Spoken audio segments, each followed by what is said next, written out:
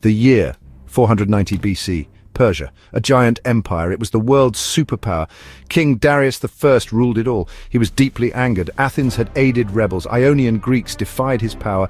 Darius vowed his revenge. Athens would be utterly crushed. A stark lesson for others. A vast fleet soon sailed. Thousands of Persian ships, Persia's might upon the waves. They crossed the Aegean Sea towards Attica's vulnerable shores. Marathon Bay was their target, a wide, inviting, sandy beach. Over 20,000 troops disembarked. Their sheer numbers awed all.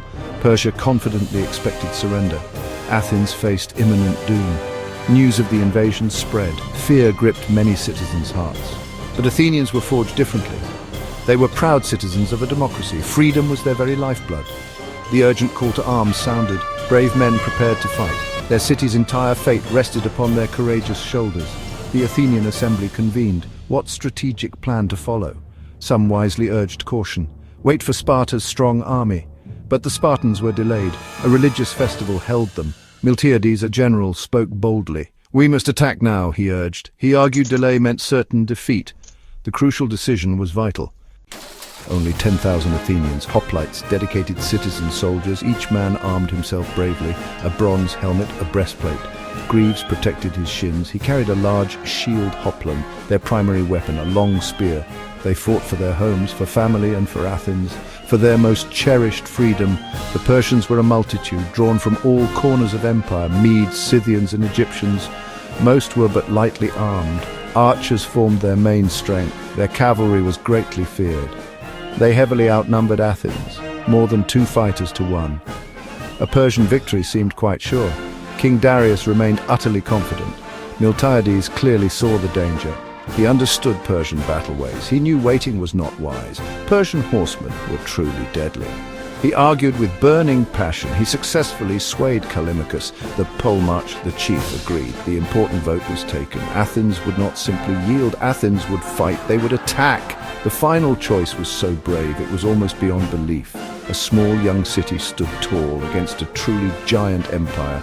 The Athenians marched proudly out towards the historic Marathon Plain. They were not just soldiers, but men, defending their precious free lives. Their collective courage shone brightly.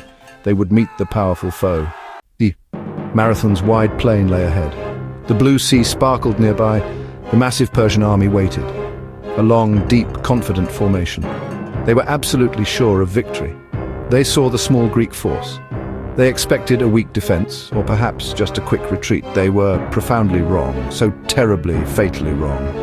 Miltiades carefully placed his men. It was a clever, risky plan. His army's center was thin, but the flanks were made strong. This was a gamble for Athens, if the center broke too fast, but he aimed to then envelop, to completely trap the Persians. The brave Greeks waited patiently, ready for his decisive signal. Then came the incredible shock. The Athenians started to move. Not slowly, but incredibly fast. They ran. They charged hard, across a full mile of ground, under a hail of Persian arrows, straight towards the enemy line. This was new, utterly terrifying. Hoplites running, armor heavy, fueled by their pure, raw defiance. Persian soldiers stared in disbelief. They had never witnessed this. Their archers fired off wildly. Many arrows bounced off bronze.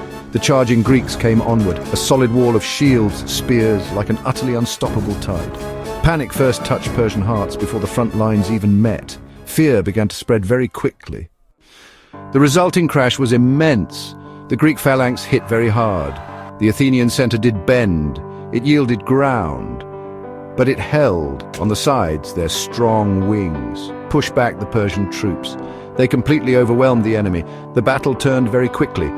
Persian overconfidence was shattered. By Greek fury and their skill, the Athenian flanks finally won.